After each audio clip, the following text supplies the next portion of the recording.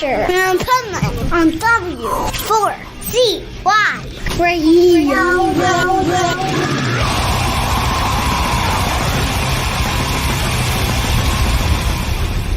Wake up, America!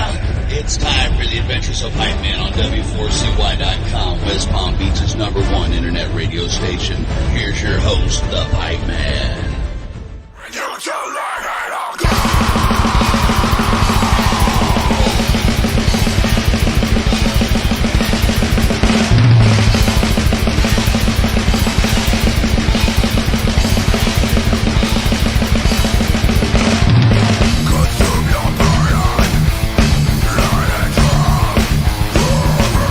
This is the Pipeman here on the Adventures of Pipeman W4CY Radio, and I'm here with our next guest, who is an amazing drummer, and there's some great new music we're going to talk about.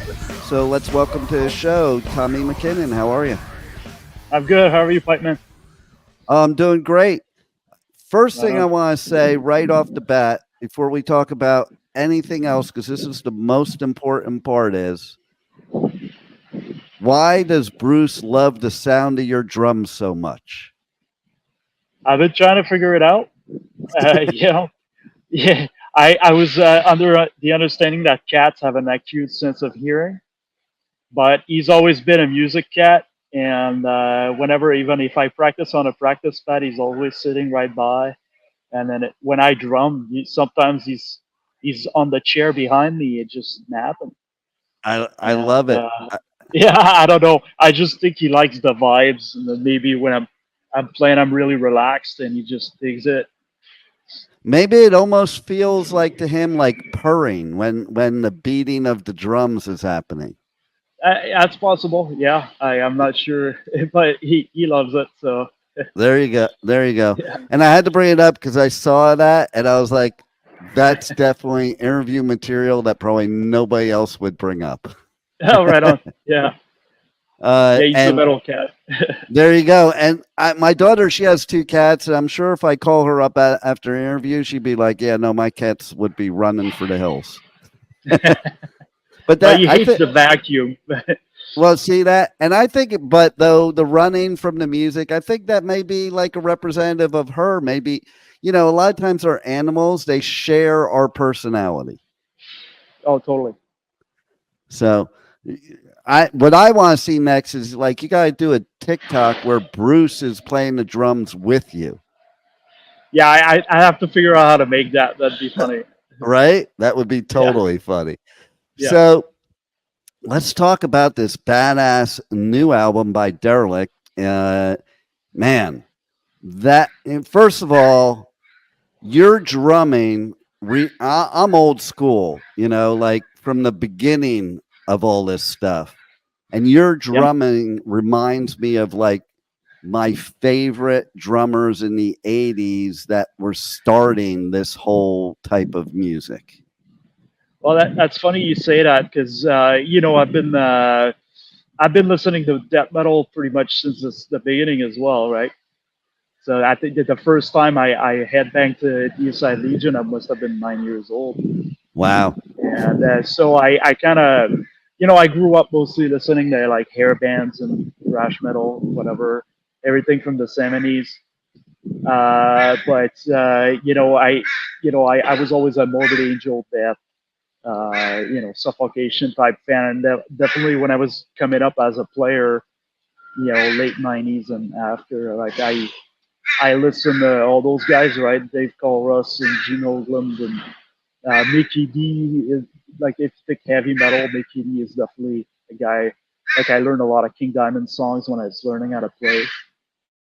There you go. So that's all in there. And for me, it's like, well, these guys have been around forever. They made records that sold and that are still praised. So for me, it's like, well, there's the school, right? You want any better teacher? And then eventually, even as I went on tour and all that stuff, I ended up touring and meeting up with a bunch of those guys and having a chance to exchange, either a few words or spend a few weeks on the road. And so it all kind of came together eventually. And it's part of who I am. It's part of my playing. You know, it's funny because I played drums for 9 years as a kid until like high school. And then I met, you know, a bunch of the old school drummers, and I was at shows. I'm like, yeah, I fucking suck. I'm because Yeah, I was buddy. like, I'm Yeah. looking at these guys and I'm going, man, there's no way I could drum like that. And you kind of gave me, it's funny because you kind of gave me a little trigger of trauma with the practice pad. Because I Oh yeah. remember my dad would never get me a drum set till like Mm. way later. So I went for years only playing on a practice pad and freaking hated it. Yeah. Yeah. It's kind of a brutal one for children. Or teenagers. For me, my practice, I didn't even have a practice pad until later. Like I started out Wow. just with a kit. I basically just wanted something to beat on that wasn't gonna hurt anybody. And my first practice pad, I was using my bed, and I had this Wow. blanket that had little squares on it, so I used the squares for like target practice or whatever. Anyways, That's yeah. cool. That's a cool technique right there. I like that. You know what? It's just something before coming into drumming when I was about 14, 15. I didn't really know anything else. I wasn't into sports. I wasn't into anything. And then when I found that out, it was just everything. It was all my attention was focused on that. So And then you it's brought up it's something before that would never, you know, during the 80s, we would never say both things in one sentence where we would mention hair metal and thrash. The I closest know. we Yeah. would come to that, okay, check this out. Back in the day, you've probably seen this maybe too. So if anybody wore a Motley Crue shirt to a Slayer show in LA back in the day, you would Right. take the shirt from the kid, throw it up to Tom, and he would burn it on stage. Oh, that's funny. Wow, that's amazing. I never Right? heard that one before, but I'm not surprised. Right? Uh, you know, well, I heard like guys in Quebec City getting punched in the head for wearing spandex and stuff like that. Yeah. But I came up in the '90s, right? So like I'm born in the '80s, but I came around all that stuff a little later. So Yeah. it was kind of like grunge was already pretty big by the time I found out about King Diamond. So for me, it was just anything from 1971 or even like '66. Like the old Led Zeppelin. Anything from Led Zepp to Morbid Angel was just one string of you know. I lived in a small town and I had a CD player and a tape deck, and for me it was just one big progression, and I just listened to everything depending on the mood I was. I just loved electric guitar and solos, and you know, Yeah. it's just that's just it. Yeah, It's funny you should say that too, because I was just talking about that in the last interview. Okay, so recently I interviewed John Lodge from the Moody Blues. right And on. I said to him, I'm like, you know how I know about your band? Because I had a brother that was 11 years older than me. And I rifled through his albums and I used to steal his albums. And yours is one that I stole. And he goes, yeah, thank God for older brothers or we'd have no fans because that's Yeah, how we got our fan base. yeah, oh, yeah, yeah, yeah. You See, know? I didn't have an older brother, but my best friend growing up did have an older brother who's into everything, and he had like a whole box of cassettes, and so I'd bring him Virgin tapes, and he would make me mixes and shit, and that's how I got into all that stuff, Yeah. sabotage and whatever. Yeah, And I'll tell you too, okay, so before there was a such thing as thrash and yeah, before there was such thing as hair metal, I saw Motley Crue at the Roxy 1980, I think it was, before their album came out. And they wow. were So at the not very glam at beginning, all. wow, They weren't yeah, they weren't glam at all. They were no, like horror punk. Like it was and that's really so you talk about the really, progression. I went through that same progression. I went from like the mm, old school rock, which is all you had, and then you had like the British Invasion, yep, the Maid and the Priest, and then we started to have the other bands that weren't thrash yet, weren't hair metal yet. It was just LA bands.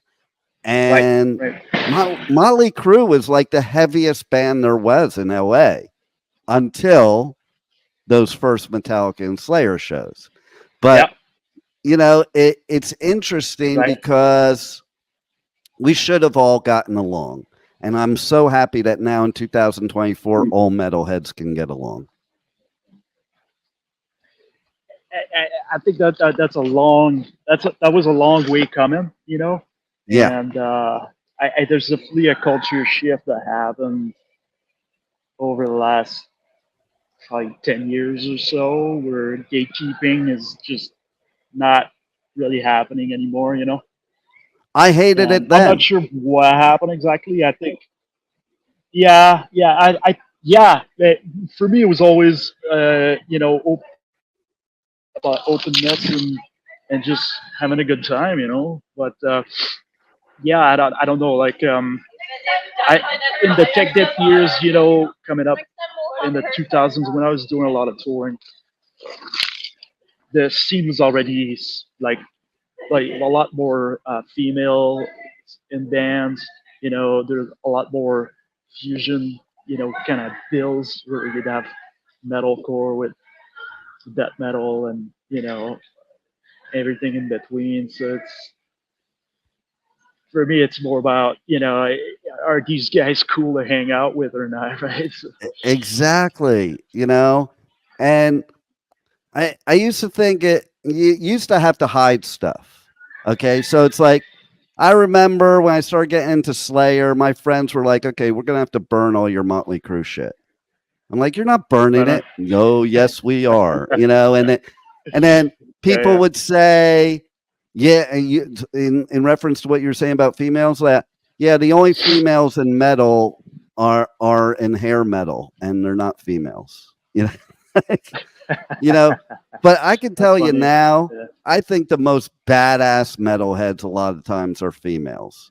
You know, you take people like Ginger, or, you know, Courtney from Spirit Box, or, you know, New Year's Day, or, I mean, there's Butcher Babies. There's so many that I can name that, man, I don't know. I think Becky with Merciful Fate too. Yeah. And and you're gonna hate this. I saw Merciful Fate at the Troubadour in the 80s. Oh, I wish I only saw King Diamond. The last Merciful Fate tour, they never made it to Canada. So yeah, sorry. Oh yeah, I saw the last one. God bless you. I saw the last one. Yeah. Merciful Fate played at, I think it was Hellfest. I'm trying that I was at, that they played at, but but I hope they come to Vancouver when the new album comes out in a couple of years there. Yeah, and see, I think your new album here, that's why I'm bringing all this stuff up, because it does give me old school vibes, like the talent behind. Because one of the things I find nowadays is there's a lot of metal bands that just sound exactly the same. And yours just gave me the vibe of old school, where, you know, you were in the same genre, but nobody sounded the same. You know, Possessed, Dark Angel, Slayer, Exodus, they all did not sound the same. You could tell them apart easily. I could know a Possessed song in like 3 seconds max.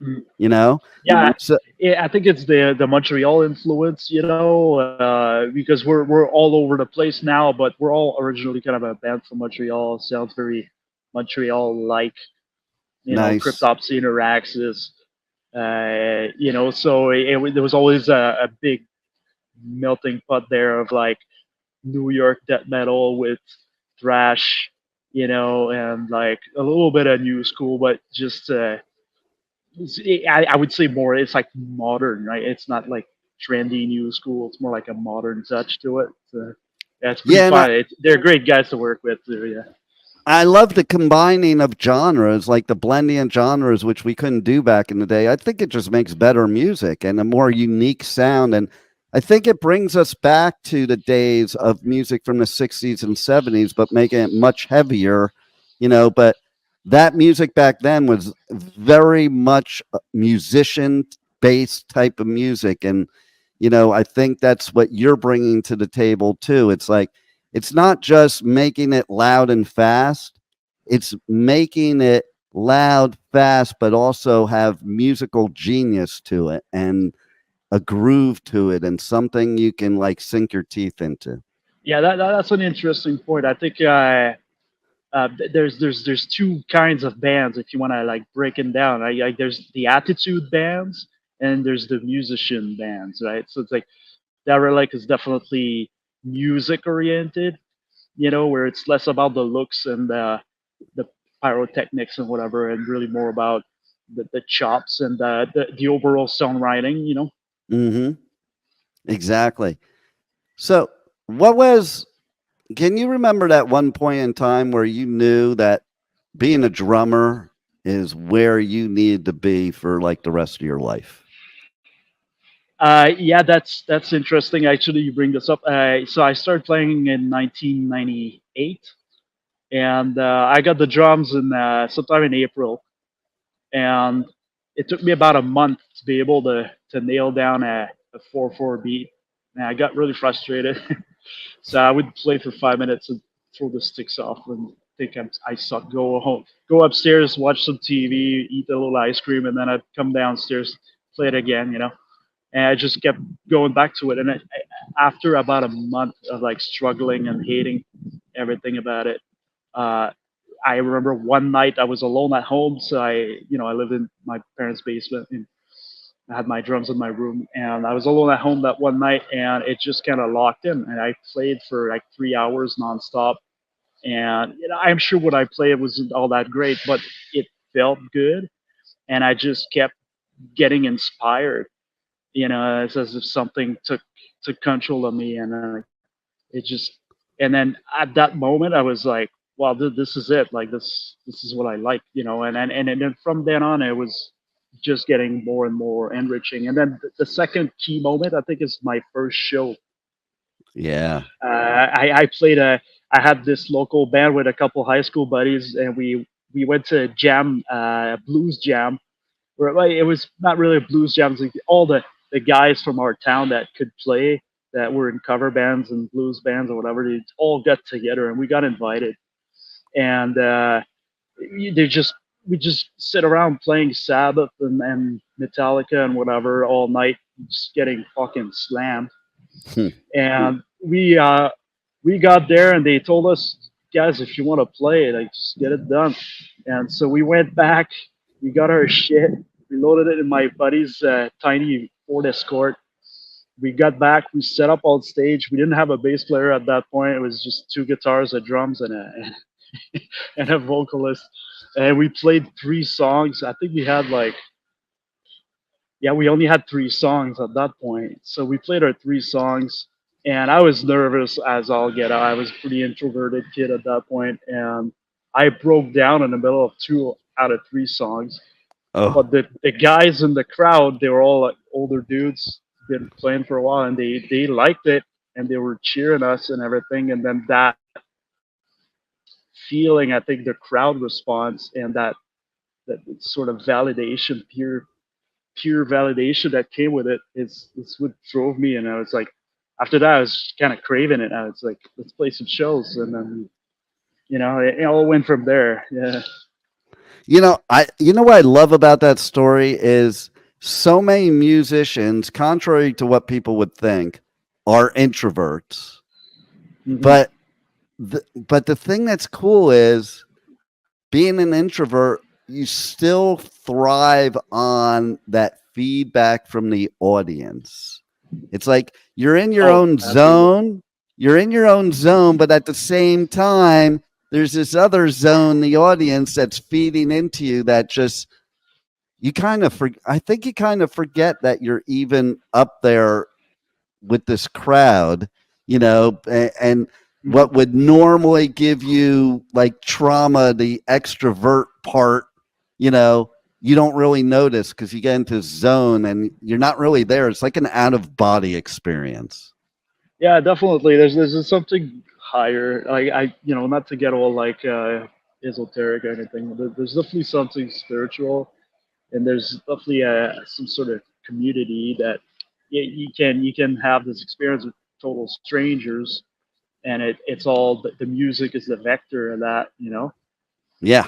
and Hun- having an audience is the main thing. Like whether you're playing for your cat or you're playing for two people or 100,000, it's that connection with the audience at the end of the day that makes it all make sense. Absolutely. 100%. Which is why, for me, I think we wouldn't be so angry and depressed and everything else that we are right now if we didn't have that 2 year lockdown of music. You know, Right. there was no release, and then these live streams, which were a cool idea and great thing and look good, but not the same as being in the midst of it. And I'd look at bands, I'm like, man, that must be really hard to perform like a normal show, and you're not performing for anybody. Oh yeah. I mean, there's going to be the filming crew that's going to be there and whatever. I didn't have that experience. I had a completely different lockdown. I'm in the military, so I was Mm, doing military things. But as far as the post pandemic rebound though, like I'm really impressed, and it's been amazing to go back to shows and see some of my buddies when they're in tour and they come to town, and seeing how how hype and excited and just awesome everybody is, and just happy to be there. Like I feel like there's less of that bullshit. Like, oh, I don't like your band, you don't like my band. And it's just like everybody's just happy to have a good time. Yeah, yeah. it's Well, kind of cool for that. that's like me during the lockdown. I'm like, I don't care if some fifth grader gets on stage with a recorder. I'm going to that live show. It doesn't That's matter it. what it is, and we're all together. And I think that if you're going to take a positive out of the lockdown, I think it kind of created a higher appreciation for live music because people were taking it for granted. Yeah, taking it for granted and thinking, oh well, yeah, what's the point? Everything's online. Well, we just had, a couple of years of everything's online, and it gets pretty fucking lonely and boring, right? No It's not the doubt. same at all, right? So yeah, that human connection has to happen in real time. So like, social media and all that stuff, I'm all for it. I mean, it's super useful. There's also a lot of junk, right? Fake accounts and Hmm. whatever, and spamming. But at the end of the day, it's about the people behind it, right? So it's good to get together with a crowd and just rub elbows with people and have a good time, right? Yeah. Now, would you say too that this new album, it's the songwriting part of it and putting it all together? Do you, as musicians, feel that you're more creative now after that lockdown and a revived like energy towards that creative process? It's hard to speak for everybody, but my experience during the lockdown, I had a while where I was working from home as well, and I went and got an electric guitar, and then I started teaching myself how to play. Right, like so I went to school, so I know theory, and I learned a few riffs, and I've been messing around, and so now I started writing my own stuff. So now that I've got a freedom I didn't have before. So there's two parts to that where like I learned how to play guitar and bass, and it's not amazing, but I'm getting there. And then I'm learning how to produce my own stuff. So now I have this kind of like total vehicle for like making albums whenever I feel like it. And so that's what I spend all my spare time doing is producing Nice. stuff. And yeah, and then the drumming aspect. Yeah, I was kind of burned out actually, and has nothing to do with the pandemic. There's some shit going on, and so I got kind of a burnout between 2019 and like 2021 or so. Uh, and then I started practicing again, and then like so in my case, the passion's totally back and Nice. revives again, and so I've just been starting to make more projects. So I think one of the things that happened for me moving on to the West Coast and kind of like getting cut off from everything is like I took more on more kind of like freedom on my own part, I guess, to just Mm, be my own creative force, and then the Derelict cooperation happened out of the blue, and it's been an amazing experience. And we're like I was saying in another interview, I really feel like I'm part of a band, even though we're all scattered all over the world. hmm. Because the camaraderie is there. We talk every week. We send each other jokes and whatever, and it's just kind of cool. So even though I I don't love have it. that jam space, 3 times a week, 4 times a week, kind of like reunion to look up to, like I still feel like I'm part of it. This band full on, and it's pretty enriching. Yeah, it's pretty cool, man. I'm in a good spot in early 40s. I got my drum set up at home, ready to record at any time. I just turn it on and it just works. And so I'm I pretty love it. pretty fortunate that way, man. So like the road aspect of it, I kind of miss it right now. I have a day job in an office that feels pretty good, so I'm not complaining. Like obviously, if I had a chance to go back on tour and just do that full time, I'd probably take it. But Yeah. right now, it's kind of like the longer I wait, the less and less likely it becomes. So, having the chance to work with a band like Derelict and my other projects right now that are in development, it's pretty awesome. So it's definitely like the show must go on kind of thing. But it's definitely kind of a progression. And I Yeah. think the next Derelict album is going to be even better because now we know a lot of technical things we didn't know going into it. And the next album is gonna sound like really fucking good, I think. I love it. Because I got to tell you, too, I watched both video versions of the Escapist. The one Oh, I sick. watched one where you do the drum through, Yeah, and I was like, that I like that video because I was like, man, that's some badass drumming. Like, I like being able to watch you do the double bass and everything, and just you're just so into it. And like, I think everybody has to check it out. And I assume the rest of the album is even just as badass. Uh, how can people check you out, check Derelict out, check out the new album, get it, and all the info, connect on socials, all that good stuff. yeah. So for the band, we have Bandcamp. So Derelict Metal at Bandcamp, I think. And the album is Versus Entropy. They have their own YouTube channel. I think they're on all streaming platforms as well, Spotify and so on. So as long as you check out the band, I know there's a couple of Derelict related music thing out there. So Derelict Metal is probably a good keyword for search and so on. Definitely Bandcamp's great. YouTube, streaming, Apple Music, Spotify. They have the stroke of the CDs. They're on every streaming platform. As far as my own stuff, my YouTube I think is the best because it's got all the links to my other things, fan page and whatever. And my YouTube channel is called Tommy McKinnon the Drumming Channel. So if you Nice. look me up by name, you can pretty easily find me.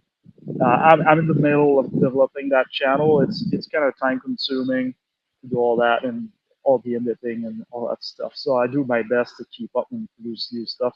So I've got another playthrough. I'm preparing right now for sorry, Derelict, and it's gonna be the probably the third and last. There's one that came out, the versus Entropy, the song. I Hmm. came out on sickdrummer.com as well. So I sent it out to them, and they Ian. I reached out to Ian, and we made a deal. So I sent them the video. So it's on there. It's on my channel as well. So lots of ways to check it out. All you got to do is look around a bit. Absolutely. And they definitely should check out your YouTube channel because you got a lot of cool stuff on there. It's not just, I appreciate it. your typical channel. So there's a lot of cool things that if you're just a drummer or love drummers, it's a great resource in my opinion. I appreciate it, man. Anything else you want to share with the listeners we haven't covered? Yeah. Well, everybody, thank you for taking the time to tuning in, and thank you, Mr. Pipeman, for inviting me over. And yeah, you should definitely check out Derelict versus Entropy. That's been out for a couple of months. I have other albums too. If people that are watching haven't listened to, you like death metal, you can check out my previous band called AKURION. We have one album called Come Forth to Me, AKURION with Mike DeSalvo. And I'll be posting updates on. I've got some stuff in the works right now, so I'll try to make it as available as possible. But it's kind of too early right now. But those would be the two I would say. Check those out. Nice. Well, thanks for making us great music, and of course, Bruce the Cat approves. So everybody listening needs to approve too. If Bruce likes it, you're going to like it. And thanks for being on the Adventures of Pipeman. Hey, take care, buddy. Thank you for listening to the Adventures of Pipeman on W4CY Radio.